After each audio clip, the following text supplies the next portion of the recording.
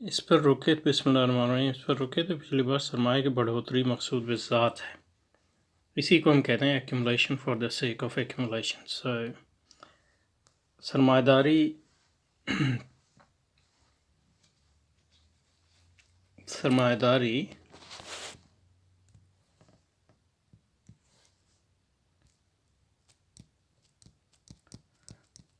تو اب کوئی بھی چیز، اس سرمایہ کا مقصد ہی یہ ہے، سرمایہ کی تعریف ہی یہی ہے۔ سرمایہ وہ ہے، وہ چیز ہے، کوئی بھی چیز ہے جو اپنی مقدار کی بڑھوتری کے لیے مسلسل تگودار کر رہی ہے، اس کے علاوہ اس کا کوئی مقصد نہیں۔ تو جب آپ آپ کے پاس اگر پیسہ ہے یا کوئی چیز بھی ہے، وہ خرچ کرتے ہیں تو وہ سرمایہ نہیں رہتا۔ لیکن آپ اگر دولت کو خرچ کرتے ہیں اس لیے کہ مور دولت کمائی جائے، اس کو کہتے ہیں سرمایہ۔ اس لیے جب بھی سرمایہ کو آپ کسی خاص اپنے آپ کے بڑھانے کے علاوہ کسی خاص مقصد کے لیے استعمال کریں گے اور وہاں روک دیں گے تو پھر وہ سرمایہ نہیں رہتا۔ اور تو یہی دولت اور سرمایہ کا فرق بھی ہے کہ دولت جو ہے وہ ایک ذریعہ ہے، تو اس کے لیے حق کا بھی ذریعہ ہو سکتی ہے، باطل کا بھی ذریعہ ہو سکتی ہے۔ ان معنوں میں سرمایہ کسی چیز کا ذریعہ نہیں ہے، بلکہ اس کا صرف اپنے آپ کو بڑھانے ہی کا ذریعہ ہے، اور اگر وہ کسی اور چیز کا ذریعہ بن جائے، قوم پرستی کا یا فرد کی خواہشات، تو اس حد تک اور ان معنوں میں وہ سرمایہ نہیں رہتی۔ تو اس لحاظ سے سرمایہ داری جو ہے وہ ایک ایسی چیز ہے جو ان معنوں میں دنیا میں کبھی نہیں پائی جا سکتی، اور ان معاشروں کو سرمایہ دار معاشرے اس لحاظ سے کہتے ہیں کہ یہ پوری تاریخ میں پہلے معاشرے ہیں جو سرمایہ داری کی جو اقلیت ہے اور سرمایہ کی جو اقلیت ہے اس کے قریب تر آ گئے، اور قریب سے قریب تر ہوتے جا رہے ہیں۔ تو اگر یہ وجہ نہ ہوتی، اور اس میں جو ہے ایک فرق یہ ہے کہ آپ سرمایہ فرد ایک سرمایہ دار ہو، بہت سے افراد جو ہے سرمایہ دار ہوں، اور ایک یہ ہے کہ سرمایہ کی عمومی مفادات تو لوگ سرمایہ سے ان کی وابستگی یہ نہیں ہے کہ وہ سرمایہ کو بڑھائیں اپنے لیے، بلکہ سرمایہ کی عمومی محافظ ہوں، عمومی معاشرے میں جو ہے سرمایہ بڑھتا ہے۔ تو یہ جو ہے سرمایہ کے جو مطلب یہ ہے کہ بیوروکریٹ ہو گئے یا سیاستدان ہو گئے یا مفکرین ہو گئے جو سرمایہ داری پر ایمان رکھتے ہیں یا معیشت دان وغیرہ وغیرہ، یہ ان کا کام تھا۔ لیکن سرمایہ داری جیسے جیسے ترقی کرتی چلتی جاتی ہے، یہ تضاد ہمیشہ سے موجود ہے کہ انفرادی سرمایہ دار جیسے بل گیٹ ہو گیا یا وہ بوزو ہو گیا یا یہ بینکر ہیں، تو انفرادی سرمایہ دار کی جو مفاد ہے اور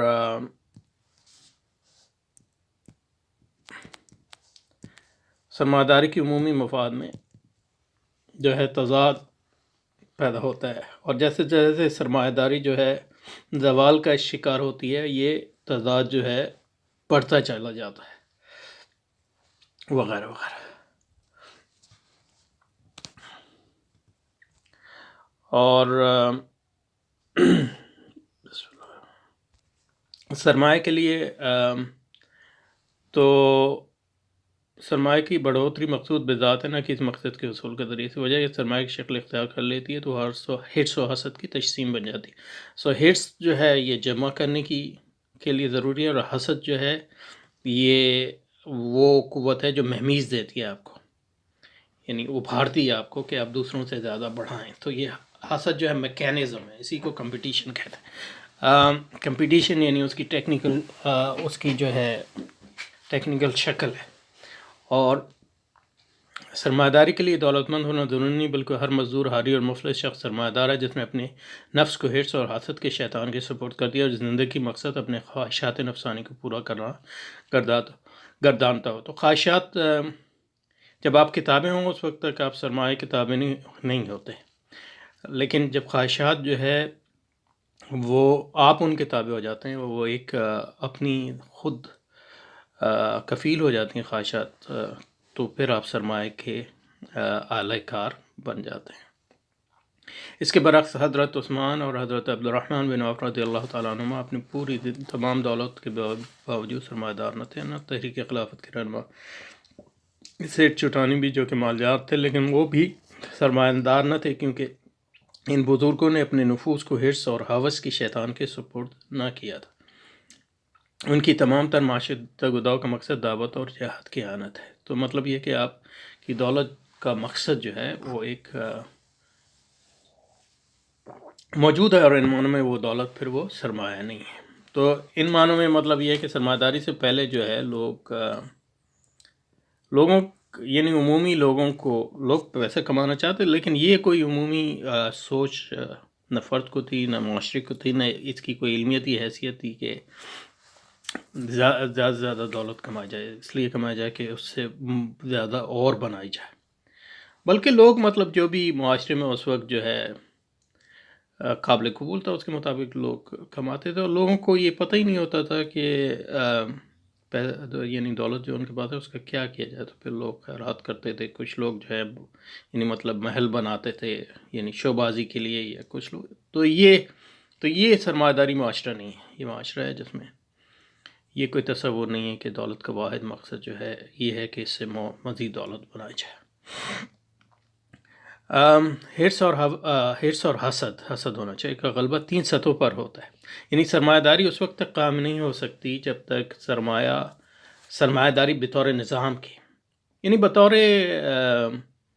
ایک کیریکٹر کے کردار کے ہمیشہ موجود رہی ہے. کچھ نہ کچھ لوگ یعنی ان کی مثال، اور کچھ ایسے معاشرے بھی ہوتے ہیں جن کی مثال یعنی مطلب یہ کہ یا معاشرے کے اندر ایسے گروہ ہوتے ہیں جن کی مثال ہمیشہ موجود رہتی ہے، اور ان کے بارے میں یعنی مطلب یہ ہے کہ کہاوتیں مشہور ہیں. لیکن سرمایہ داری بطور نظام کے اس وقت تک غالب نہیں آ سکتی جب تک وہ پوری 3 سطحوں پر اس کا مکمل غلبہ نہ ہو، اور ان 3 سطحوں میں جو ہے تعاون اور تناسق بھی ہونا ضروری ہے. اور یہ کسی بھی نظام کی برتری کے لیے ضروری ہے کہ تینوں سطحوں پر وہ غالب آئے بطور نظام. تو اسلام کے لیے بھی ضروری ہے کہ یہ ہے کہ اسلام کا جو معیارات مختلف ہیں، تو سرمایہ داری بھی نظام ہے، تو اس کے لیے بھی ضروری ہے کہ وہ تینوں سطحوں پر غالب ہو اور تینوں سطحوں میں تنظیم اور تناسق ہو.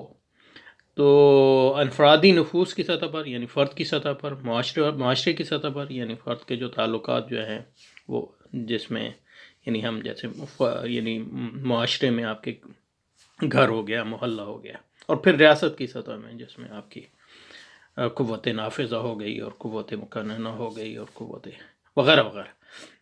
ہر سرمایہ دار، خواہ مزدور، خواہ تاجر، خواہ سرکاری ملازم، خارجی پیشے کا باہر، سرمایہ دارانہ عقلیت، ریشنالٹی، یعنی جو آپ توجیہ بیان کرتے ہیں کہ کیوں آپ یہ کر رہے ہیں اور کیا آپ کی زندگی ہوگی. تو اس لحاظ سے سرمایہ دارانہ عقلیت کی کئی توجیہات ہیں.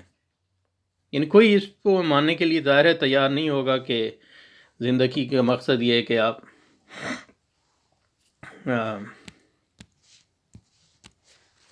یہ ہے کہ آپ کا مقصد بڑھوتری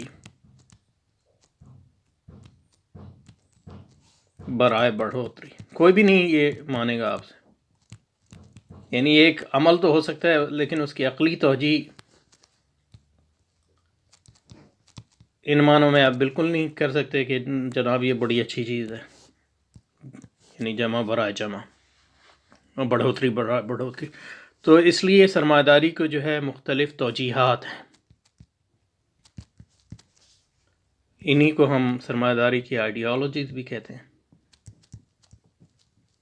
تو جیسے لبرلزم اس کی ایک آئیڈیالوجی ہے، اس سے پہلے جو ہے پروٹیسٹنٹزم اس کی ایک، اور یہ سب مل کے چلتے ہیں. قوم پرستی اس کی ایک آئیڈیالوجی ہو سکتی ہے کہ بھئی ہم، یا انسانیت کی فلاح ایک آئیڈیالوجی ہو سکتی ہے. تو کہیں جناب بڑھوتری کے بغیر جو ہے انسان کی فلاح نہیں ہو سکتی، سب غربت سے نہیں نکل سکتے وغیرہ وغیرہ. یا انسان جو ہے اپنی زندگی کا آپ خالق اور حاکم نہیں بن سکتا جب تک جو ہے ہم جو ہے اسکیرسٹی یا اسکیرسٹی کو کیا کہتے ہیں، یعنی کامیابی نٹ کامیابی، اس کے لیے اردو میں ورڈ ہے لیکن ابھی میں کامیابی، اسکیرسٹی یعنی مطلب یہ ہے کہ چیزوں کی جب تقلیل ہو جاتی چیزیں نہیں ملتی، یعنی آپ کی یعنی اس کی توجہ یہ ہے کہ خواہشات، یعنی آپ پڑھتے ہیں اسکیرسٹی یعنی اکنامکس جو سرمایہ داری کا ریلیجن ہے، یہ جو ڈسپلن آپ پڑھتے ہیں تو اس کو پہلی بات ہی آپ کو یہ بتاتے ہیں کہ اسکیرسٹی یعنی معیشت کی بنیاد اور اکنامکس کی بنیاد اسکیرسٹی ان معنوں میں کہ آپ کی خواہشات بہت لامحدود ہیں اور اس کو جو وسائل جو ہیں محدود ہیں. تو اس اسکیرسٹی کو اوور کم کرنا جو ہے ہر اپنی خواہشات کے کو عملی جاملہ پہنانے کے لیے ضرورت ہے. تو یہ ساری سرمایہ داری کی توجیہات ہیں، لیکن سرمایہ داری خود کوئی توجیہ نہیں ہے. سرمایہ داری جو ہے خود ایسی اقلیت ہے جو تمام اقلیت کی جو ہے نفی ہے. تو ان معنوں میں سرمایہ داری کی حقیقی توجیہ کبھی کی ہی نہیں جا سکتی، اور اگر کی بھی جائے گی تو وہ بالکل ٹیکنیکل ہوگی، ورنہ جو ہے لوگ جو ہے پہ ہنسیں گے. تو کیا ٹھیک ہے. تو سرمایہ داران اقلیت اور اس کی توجیہات، ان میں فرق کرنے کی بنیاد، سرمایہ داران اقلیت کی بنیاد پر زندگی بیشتر فیصلوں کی توجیہ کرنے پر آمادہ ہو جاتا ہے. وہ اس بات پر ایمان لے آتا ہے کہ زندگی کا واحد معقول مقصد یہ ہے کہ زیادہ سے زیادہ لذت حاصل کی جائے.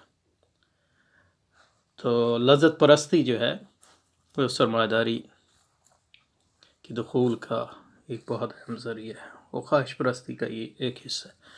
وہ موت کو بھول جاتا ہے، اور موت کو بھول جانا بہت ضروری ہے. اور سرمایہ داران معاشرے میں اور ثقافت کا ایک مقصد یہ بھی، یعنی انٹرٹینمنٹ انڈسٹری پوری، اس کا مقصد یہی ہے کہ لوگوں کو موت کو بھلائے رکھیں. کیونکہ اگر آپ کو موت کو یاد ہے اور آپ اپنی فنا کو یاد ہیں تو سرمایہ داری جو ہے وہ کبھی ایسے معاشرے میں غالب نہیں آ سکتی. کیونکہ سرمایہ داری جو ہے بنیادی مقصد اس کا یہی ہے کہ موت کو اوور کم کیا جائے. موت کو بھولے بغیر آپ یہ کبھی باور نہیں کر سکتے کہ بڑھوتری برائے بڑھوتری جو ہے یہ مقصود بذات ہے. سو وہ موت کو بھول جاتا ہے، اور یعنی انسان بحیثیت انسان موت کو کوئی بھی نہیں بھول سکتا. تو اس لیے اس کو موت کو بھلانا ایک اہم بات ہے. تو آپ کی جو انٹرٹینمنٹ انڈسٹری ہے اس کا ایک مقصد یہ ہے سب سے بڑا کہ موت کو بھولے رہیں لوگ اور لوگوں کو مست رکھیں. اور عبد الدینار بن جاتا ہے، دینار کا بندہ بن جاتا ہے. سرمایہ دارانہ معاشرت کو تو عبد الدینار، تو جیسے کہ میں نے کہا کہ سرمایہ داری کا جو مذہب ہے خواہش پرستی اور عبادت خواہشات اور عبادت دینار، یہ بالکل صحیح اس کی توجیہ ہے. کیونکہ جب آپ کا بنیادی مقصد اور بنیادی تعلق یہی ہو جاتا ہے کہ ایک چیز کی آپ مقدار محض کو بڑھاتے چلے جائیں تو انہی معنوں میں آپ عبد الدینار ہیں. اور سرمایہ داران معاشرت کو سول سوسائٹی کہتے ہیں کیونکہ جس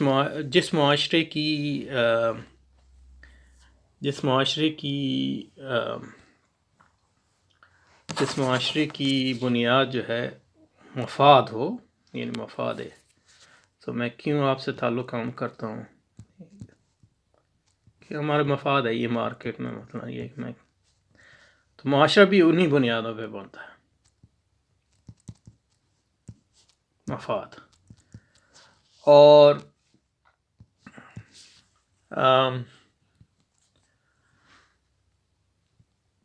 یعنی عموماً جو معاشرے کی بنیاد ہے وہ محبت ہے. یعنی مطلب معاشرہ جہاں نکلتا ہے وہ خاندان سے نکلتا ہے، اور خاندان کی بنیاد محبت ہے. تو انہی بانوں پہ معاشرہ یا خاندان کی جو ہے ایک ایکسٹینڈڈ فارم ہے، تو اس کی بنیاد بھی محبت ہے. لیکن یہ ہے کہ سرمایہ داری اس پہ قائم نہیں ہو سکتی. تو اس کے لیے ضروری ہے کہ مفاد کو جو ہے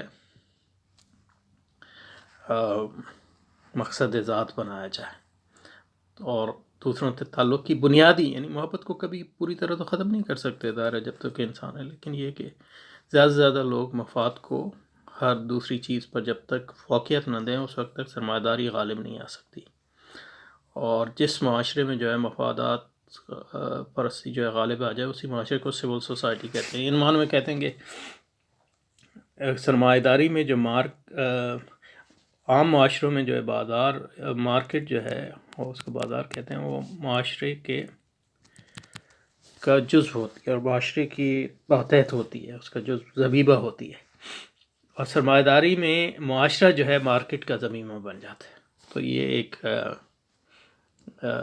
ایک طریقہ ہے جس سے آپ سمجھ سکتے ہیں کہ یہ سول سوسائٹی کیا ہے. سول سوسائٹی مذہبی معاشرت کی ضد ہے کہ مذہبی معاشرت کی بنیاد عبادت و محبت پر ہے اور سول سوسائٹی کی بنیاد مفادات پر ہے. معاشرے سے مراد وہ اجتماعی اکائی ہے جس میں ہم رضاکارانہ بنیادوں پر ایک دوسرے کے ساتھ تعلقات استوار کر سکتے ہیں. مذہبی معاشروں میں ان تعلقات کی بنیاد صلہ رحمی، محبت اور للہیت ہوتی ہے. مذہبی معاشرت کا بنیادی تنظیمی ادارہ عبادت گاہ، مسجد اور خانقاہ ہوتا ہے. اس لیے آپ دیکھیں گے کہ رسول اکرم صلی اللہ علیہ وسلم نے جب مکے میں تھے تو دار ارقم بنایا، دار ارقم، اور دوسرا جو اور جب مدینہ تشریف لے گئے تو پہلا کام کیا کہ مسجدیں بنانا شروع کی. یعنی آپ دیکھیں کہ قباء کی مسجد ابھی مدینہ پہنچی نہیں ہے، قباء کی مسجد، اس کے بعد مدینہ کی مسجد، اور اس کے بعد مسجد کے بعد اپنے گھر بنایا مسجد کے ارد گرد. تو لیکن سول سوسائٹی میں جو ہے سرمایہ داران معاشرے میں جو ہے، یعنی ان کے معاشرے میں اب چرچ کی وہ حیثیت نہیں رہتی، خاندانی نظام اور گلڈ کی وہ حیثیت نہیں رہتی، اور جو بنیادی ادارے بن جاتے ہیں وہ آپ کی شاپنگ سینٹر بن جاتے ہیں، آپ کے بینک بن جاتے ہیں وغیرہ وغیرہ، اور آپ کے کھیل کے سینٹر بن جاتے ہیں، یا پھر جو ناچ گانے اور شراب و کباب کے جو اڈے ہیں وہ آپ کے بنیادی اس میں بن جاتے ہیں. اور آپ کی زندگی زیادہ تر جو ہے کام میں گزرتی ہے، دفتر میں گزرتی ہے، اور جب 2 دن آپ کو ملتے ہیں تو اس میں جو آپ کماتے ہیں وہ آپ خرچ کرتے ہیں مختلف طریقوں سے. سول سوسائٹی میں انفرادی رضاکارانہ تعلقات کی بنیاد مادی اغراض ہوتی ہے. تعلقات استوار کرنے کا مقصد مادی اغراض کا حصول ہوتا ہے. یعنی ہم اس لیے ایک دوسرے سے ملتے ہیں بنیادی طور پہ کہ مجھے آپ کی ضرورت ہے، آپ کو میری ضرورت ہے، اور جب ہمیں ضرورت نہیں رہے گی تو پھر اس کی پرواہ نہیں. تو اس میں قربانی کا کوئی تصور نہیں، قربانی کا تصور کم سے کم ہوتا جائے گا. سرمایہ داران معاشرت کا بنیادی تنظیمی ادارہ مارکیٹ ہے. یعنی مارکیٹ، جیسا کہ میں نے کہا، مارکیٹ ہی وہ جگہ ہے جہاں پر لوگ حرص و حسد کا فن سیکھتے ہیں. تو یہ بازار سے ان معنی مختلف ہے، اور وہاں جو ہے بڑھوتری جو ہے ایک بنیادی مقصد ہوتا ہے. مارکیٹ حرص اور حسد کے فروغ کی جستجو کو اس طرح منظم کرتی ہے کہ زیادہ زیادہ افراد عبد الدرار بننے پر مجبور ہو جاتے ہیں. یہ بھی ایک اہم بات ہے، کیونکہ جیسے سرمایہ دارانہ معاشرہ جو ہے غلبہ پاتا ہے تو زیادہ تر لوگ اس میں شامل اس لیے نہیں ہوتے کہ وہ سرمایہ داری پر ایمان رکھتے ہیں، بلکہ وہ مجبور ہوتے ہیں، اور وہ مجبوری کو پہچانتے بھی نہیں ہیں. ان معنوں میں ان کو غور و فکر کہیں نہیں. پہلے یہ ہوتا تھا کہ ایک آدمی جو ہے نوکری کرتا تھا تو اس سے خرچ پورا ہو جاتا تھا، لیکن اب مجبور ہے کہ بیوی اور شوہر دونوں کام کریں، کیونکہ اس کے بغیر جو ہے آپ کی بنیادی ضروریات پوری نہیں ہو سکتی. اور پورے 5-6 دن آپ کام کرتے ہیں، اور اس کے بعد جو ہے آپ کے پاس اتنا وقت ہوتا ہے کہ یہ ہے کہ یہ اگر آپ کے پاس کچھ پیسہ ہے تو اس کو انٹرٹینمنٹ میں وغیرہ میں لگائیں گے، ورنہ ہے گھر کی صفائی اور کھانا پکانا اور یہ وغیرہ وغیرہ.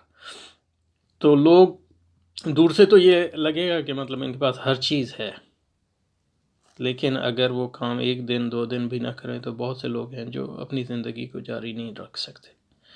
تو ان معنوں میں جو ہے وہ عبد الدینار بننے پر مجبور ہوتے چلے جاتے ہیں، کیونکہ اگر آپ سرمایہ کے نوکر نہیں بنیں گے تو اس لیے مطلب یہ ہے کہ جو لوگوں کی یہ صلاحیت کہ ان کی اپنی طرز زندگی اور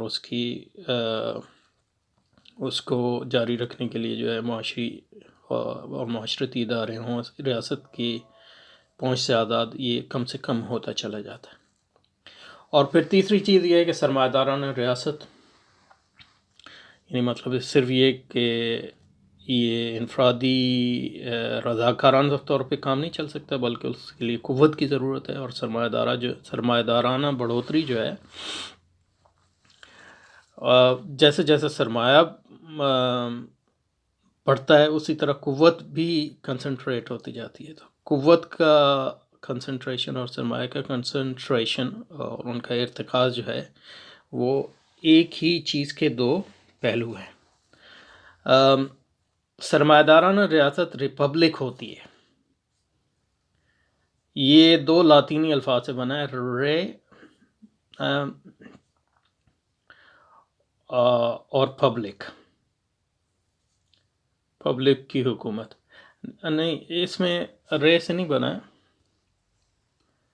اس کا جو اصل ہے وہ اس کا مطلب یہی ہے پبلک کی حکومت، پر ریپبلک کی جو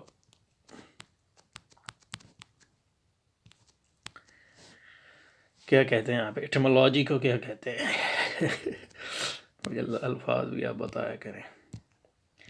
ریس یہ کتابت کی غلطی ہے۔ ریس جو ہے اس کا مطلب دو ہے، ریس ایک تو کہتے ہیں کسی بھی چیز، اور ریس کا دوسرا مطلب یہ ہے کہ کنسرن،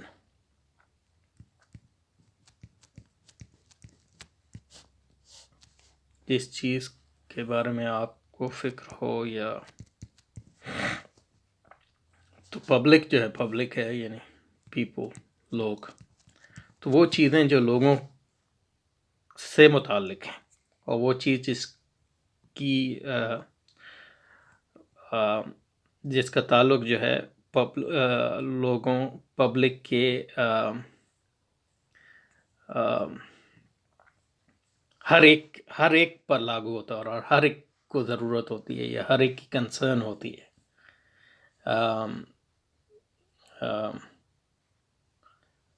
اسی طرح ریس کا مطلب جیسے کہ ہائیڈگر کہتا ہے، ریس کا مطلب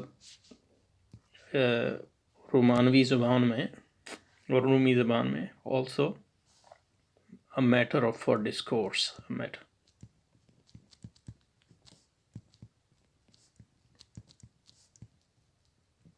کیونکہ اس کا بھی میٹر آف ڈسکورس جس کا تعلق پبلک سے ہو، تو کسی بھی چیز کو بھی ریس کہتے ہیں، کوئی بھی چیز، اور جو کنسرن متعلق ایسی چیز جو متعلق ہو لوگوں کے، یعنی تو اب ریس پبلکا ریاست کے معنی میں استعمال ہوتا ہے، بلکہ لیکن یہ کہ رومانی مطلب اس کا ایٹمولوجیکل، یا اس کا ایٹمولوجی کو کیا کہتے ہیں، یعنی اس کا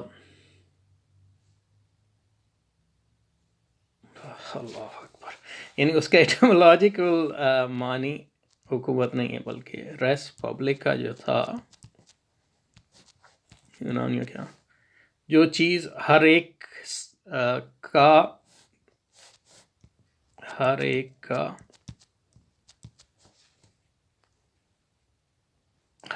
کا کنسرن ہے، یعنی ہر ایک سے متعلق ہے جو، تو ان معنی میں حکومت کا تعلق ہر ایک۔ سو ریس پبلکا کا مطلب ہے، دو تین مطلب ہیں اس کے، ایک تو یہ کہ جس کا علم ہر ایک کو ہو، یعنی پبلک میں ہے وہ نون ٹو ایوری ون، تو آپ کے گھر میں جو ہے وہ آپ کی خانگی زندگی ہے، لیکن پبلک اور حکومت کا تعلق ان چیزوں سے ہے جو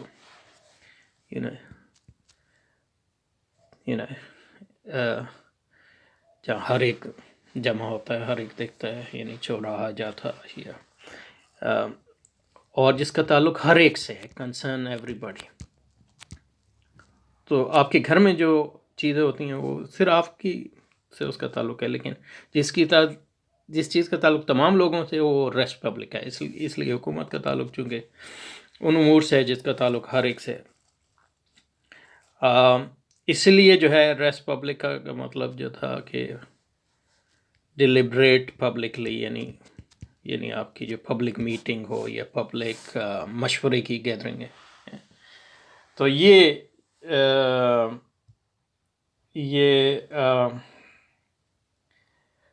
اس کا مطلب ہے ریس. تو ریس ناٹ رے. تو اس کی تصحیح کر لیں جب دوبارہ اس کو چھاپیں. تو سرمایہ داران ریاست ری پبلک ہوتی ہے. تو ایس جو ہے وہ گر جاتا ہے، جیسے کہ مطلب یہ کہ عربی زبان میں بھی اور اردو میں بھی جب ہم دو سوابق اور لواحق کو ملاتے ہیں تو یعنی صرفی قوانین کے تحت چیزیں کبھی کبھی ہم گرا بھی دیتے ہیں یا ان کو تبدیل کر دیتے ہیں.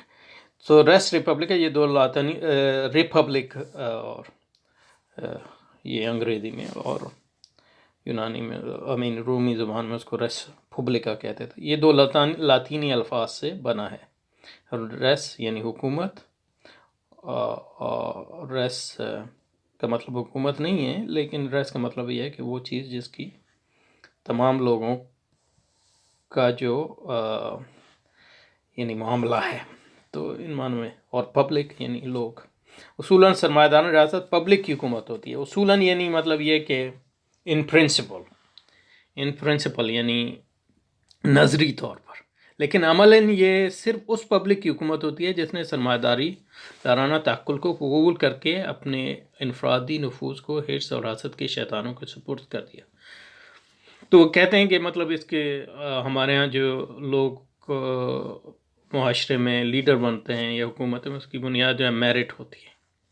اور میرٹ یہی ہوتی ہے کہ آپ کتنے جو ہے مفاد پرست زیادہ سے زیادہ ہے. مطلب نہ صرف ذاتی زندگی میں نہیں بلکہ آلسو پبلکلی. اور اسی لحاظ سے وہ لوگ ان معاشروں میں ترقی کرتے ہیں جو اس چیز پر ایمان لے آتے ہیں.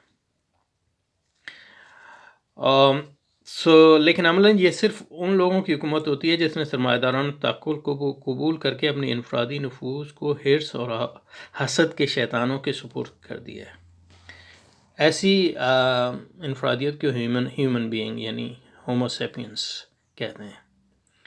سرمایہ دارانہ ریاست اپنے دستور کے ذریعے، تو دستور کا مقصد یہ ہوتا ہے کیونکہ بنیادی طور پہ مطلب وہ زیادہ سے زیادہ جو ریپبلک ہوتی ہے وہ تمام لوگوں کی حکومت ہوتی ہے یعنی نظری طور پر، لیکن عملاً وہ صرف ان لوگوں کی حکومت ہوتی ہے جو سرمایہ داری کے جو ہے کو مانتے ہیں اور اس کے علوم اور اس کے اعمال پر جو ہے ان کو اعمال پر ان کو مہارت حاصل ہے. یعنی یا وہ انفرادی طور پہ سرمایہ دار ہوں یا مطلب یہ کہ عمومی طور پہ سرمایہ دار ہوں، اور سرمایہ داری کے جو ہے مطلب یہ ہے کہ علماء ہوں. تو دستور کا مقصد یہ ہے کہ یہ جو پبلک ہے اس کی اصلاً حکومت عملاً نہ قائم ہو جائے. دستور وہ حد بندیاں مقرر کرتا ہے جس میں جو حکومت جو ہے پبلک کی وہ اصلاً عملاً پبلک کی حکومت نہ بن جائے بلکہ سرمایہ کی ہی حکومت رہے. اب یہ آپ پوچھیں گے کہ وہ اگر سرمایہ کی حکومت ہے تو پھر مطلب یہ ڈکٹیٹرشپ ان لوگوں کی کیوں نہیں قائم کر دیتے یا ان اولیگارکی کیوں نہیں قائم کر دیتے؟ تو اس کی وجہ یہ کہ سرمایہ داری میں مختلف حکومتیں ہوتی ہیں، اور مطلب یہ کہ پرانا لبرلزم جو تھا وہ اولیگارکیکل ہی تھا، یعنی مطلب بہت وہ جمہوری نہیں تھا. لیکن جمہوریت کا ایک فائدہ یہ ہے کہ اس کے ذریعے جو ہے اس کی جو لیجٹمیسی ہے یا اس کی جو جواز ہے وہ زیادہ سے زیادہ لوگ مانتے ہیں اور یہ سمجھتے ہیں کہ ہماری ہی حکومت ہے. یہ کسی تو دستور کا مقصد یہی ہوتا ہے کہ جو پبلک کی حکومت ہے وہ اصل حکومت نہ بن جائے بلکہ وہ وہ سرمایہ کی ہی حکومت رہے. اور جمہوریت کا دوسرا مقصد یہ ہوتا ہے کہ جمہوری سیاست کے ذریعے لوگوں کو مفاد پرست بنایا جاتا ہے، کیونکہ جمہوری سیاست جو ہے حقوق کی سیاست ہوتی ہے. تو اب دیکھیں کہ کس طرح سیاست سے پہلے ہمارے گاؤں وغیرہ میں لوگوں کو پتہ ہی نہیں تھا مطلب یہ کہ کیا سڑک بنائیں گے یا نہ بنائیں گے. اب جو ہے جب سے سیاست جو ہے ایک روزمرہ کا ذریعہ بن گئی ہے، لوگ زیادہ سے زیادہ جو ہے